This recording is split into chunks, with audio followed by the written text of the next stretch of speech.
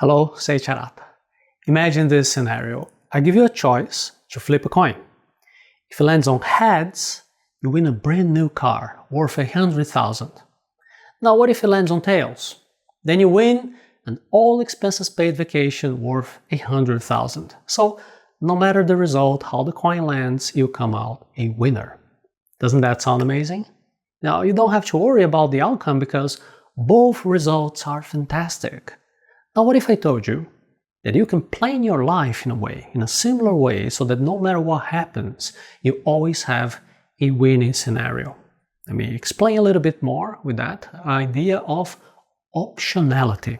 Optionality, it's a term that makes reference to a concept from financial markets. There is a type of investment called options.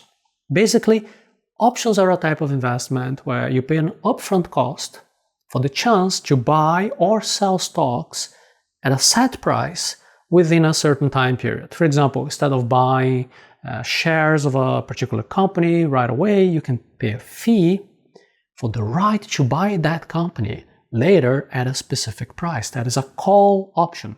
Or you can also pay for the right to sell the stock of that company for a specific price. That is the put option. Now, if the stock price goes in your favor, you can use your option and potentially make money. If it doesn't, you can choose to not use your option and you just lose that fee that you paid at the beginning. Now let's relate this to planning your life. By creating options, you create options in your life. This is like buying these financial options. You have to be spending time, effort, money up front. Then you assure you have multiple paths to take in case different scenarios are being developed. For example, imagine you're planning to go to Miami. That trip gets cancelled because of a hurricane. Then you have a backup plan to go to Cancun. Or maybe you say, about that trip, that's not so important. Maybe I'll just spend some time with my hobbies or taking care of the home. The key here is to invest in creating options where it really matters, and also where there is a significant uncertainty. For example, if you just hired a new assistant who might not be very reliable, then it makes sense to also hire a backup assistant just in case the first one doesn't work the way you want it. You avoid disruption in important tasks. But for that, you need a good plan. And we have a method that you can see in Planning Your Life at arata.se/planning your life. So optionality in life is about making smart choices on where to invest your efforts to create backup plans. And in this way, now you're more prepared for different outcomes. You reduce your stress and you ensure that you always have a path forward. Now be careful. Too many options can paralyze you. This is where it gets a little bit tricky. Optionality is a powerful tool, but too much optionality can actually backfire. Imagine somebody simultaneously applying for medical school, starting an online t-shirt business, and also pursuing a career in diplomacy. Completely different plans that will require significant time and resources, and trying to maintain all of that will lead to burnout and ineffectiveness. For example, if you've been trying to maintain multiple careers, multiple backup careers alongside your main job, at night you take extra classes, you go to multiple networking events, you start different side gigs. Do you think this is a smart approach? Now the problem here is that there's a price for having so many options. You will be constantly exhausted. You'll probably not be particularly excellent at anything. This is the optionality trap. You think you're being clever by keeping all these possibilities open, but you end up unable to fully commit to one single plan. Now here's the thing. When you have so many options, decision-making becomes like a chore in itself. Also, maintaining all those options open, it's not free. There is a cost of time, cost of energy, cost of money. You might find yourself so busy preparing for every possible scenario that actually you don't move forward on anything. It's a sneaky form of procrastination because you might feel good, you might feel productive because you're preparing for so many things, but you're actually not advancing on anything. Commitment is crucial here for achieving significant growth and success, because when you're fully invested in one path, You can reach a higher level of excellence and accomplishment that is not possible if you're always trying to keep your other options open. You see, that's the difference between experimenting in many different areas or becoming a real expert in just one. So what is the solution to this optionality trap? In the planning your life, you have examples to different life plans for different types of goals, like more money, financial independence, or losing weight, or fitness, or being recognized in your career. That's a professional goal, among many others. And you will notice that there is a space for you to type your interactive activity, and it is limited. And we do that on purpose, because limiting your options, that is a valuable thing to keep you focused. You can take a look at how we do it, and I'll leave the link here, arata.se/planning your life. It's about finding the sweet spot between having enough options and also avoid becoming overwhelmed. The key here is about being selective, aligning your goals, your core values. Let go of the options that don't really serve you. How can we find this balance? How can we use optionality as a tool for empowerment rather than a crutch for indecision?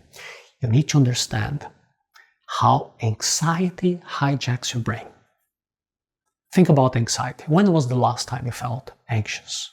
Can you recall that feeling in your gut? The racing thoughts, the feeling that like a disaster is about to happen? Do you realize that often this is happening when you're feeling trapped? Think about it. When you believe there is only one way forward and you can fail, well, if you fail, it's a catastrophe, right? This is when anxiety takes over your brain. It takes control of your cognitive processes. About how anxiety can influence you and your decision making, here's something fun. I recommend you take a look at the movie Inside Out 2. And it's not for children. If you pay attention as an adult, you can learn a lot from this animation. And by the way, the first Inside Out, is also pretty good, pretty useful. It's like you have just one shot. That's the one opportunity of a lifetime. If you miss, it's over forever. The tension is unbearable. It hurts you. You might find yourself lying awake at night, snapping at your loved ones over little irrelevant things, or freezing up when it's time to make a decision. And the worst part is that the more anxious you feel, the harder it becomes for you to perform well, which only fuels even more anxiety. Sound familiar? Check that movie. A little bit of anxiety will help you to pay attention and sharpen up your skills, improving yourself, but excessive anxiety will make things worse. This is when you need optionality. Let me give you an example. If you don't have options, you will force yourself to accept situations that ultimately hurt you. Imagine you're sitting at Dr. Andrew's office and then your heart is racing as you're trying to explain the mysterious symptoms that have been haunting you for years, for months. You've been waiting so long for this appointment. You're desperate for answers. But as you speak, you notice that Dr. Andrew's eyes are constantly looking at the computer screen, not really sure that he's actually listening to you, your talking points that you carefully selected to be sharing there. And when you do mention the research, the extensive research you've done, that's when he finally looks at you and cuts you off in the middle of your sentence.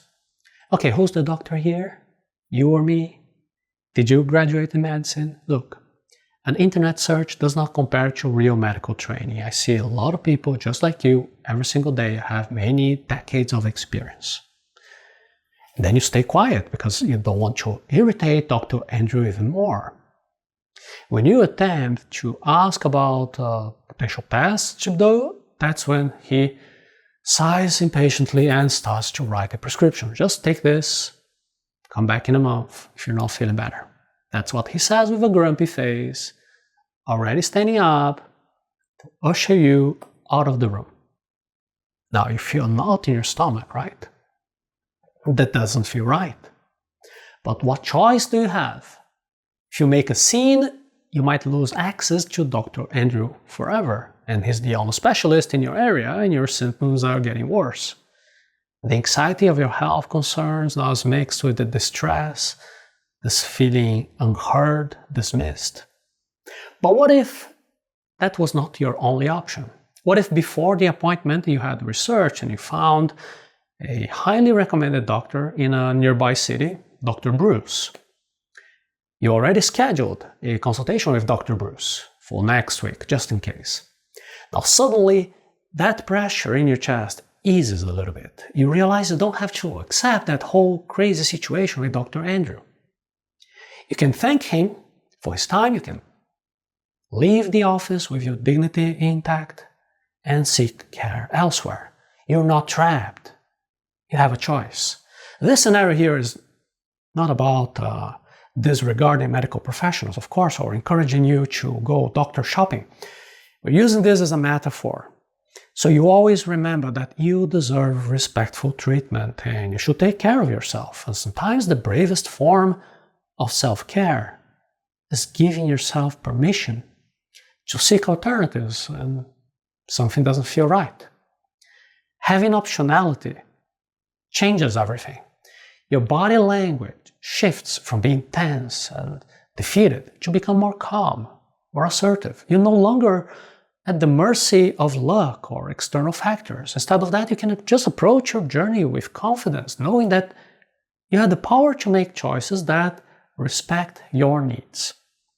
When you know that you have options in important areas of your life, you can approach challenges with more resilience and also with more authenticity. Because you're not driven by desperation, but now by a genuine desire to find out what works well for you. Optionality will give you confidence. Have you ever noticed how some people seem to radiate confidence? Next time you see somebody like that, remember this, they're probably not just pretending, they are confident. They feel secure, probably, because they know that they have options. Let me share a personal experience. Once I was negotiating, there was this business deal. I was feeling incredibly anxious. I was very irritable at the time because the team I hired never sent the work on time. The project was delayed, always delayed. I started to panic. I was thinking like it was a complete disaster. Then I reminded myself, well, no, I can easily hire a different team. And guess what happened? My entire approach changed. Instead of me freaking out like, oh, I can't believe like the work is not ready again. This is like so unprofessional. People like, come on, why did this delay happen again? What is the best deadline that you can give to me? No, I just shifted my communication. I gave an ultimatum. Calmly and confidently, I said, hey, this was supposed to be ready 2 months ago. But once again, we have a new delay. And this is hurting my business. So let's do it like this. If this is not on my table, by next Wednesday morning, just don't bother anymore. I'm not even going to take a look. I already have another team ready to take over if I don't have the final version of this work by Wednesday before noon. Notice here, I didn't yell, I didn't get angry. I simply stated the situation being unacceptable to me, and I was willing to use my other option. This is optionality. You know what is ironic? They understood it really well. And it changed the approach of our collaboration. They were more eager to collaborate with me, and the work was delivered on Wednesday at 11 a.m. Do you understand the power of optionality? Not having options can create overwhelming anxiety. It makes you feel trapped, overly stressed about potential failures. Creating viable alternatives is in key areas of your life, like backup plans for what really matters. This can significantly reduce this anxiety by providing a sense of security and flexibility through optionality. However, having too many options can be just as problematic. Remember, it will lead to decision fatigue, lack of focus. So the key here is to find a balance. Invest in creating new meaningful alternatives where it matters the most. Then you can avoid the trap of this endless optionality that will drain your energy, your time. By doing so, you can transform your anxiety into confidence and maintain a good, productive future ahead for you. So how can you do that? How can you start building this anxiety-busting optionality in your own life? Here's what I want you to do. Think about the key areas in your life where the stakes feel impossibly high right now. Where do you feel trapped? Once you've identified these areas, now you can start looking for ways to create alternatives. For a comprehensive life plan that will help you to build and to maintain a balanced level of optionality, you can go to arata.se/planning your life so we can develop your personalized strategy with personalized planning your life. So remember that you don't have to have endless options. You just need to have the right ones to help you. Are you willing to transform your anxiety into confidence? In that case, I see you there.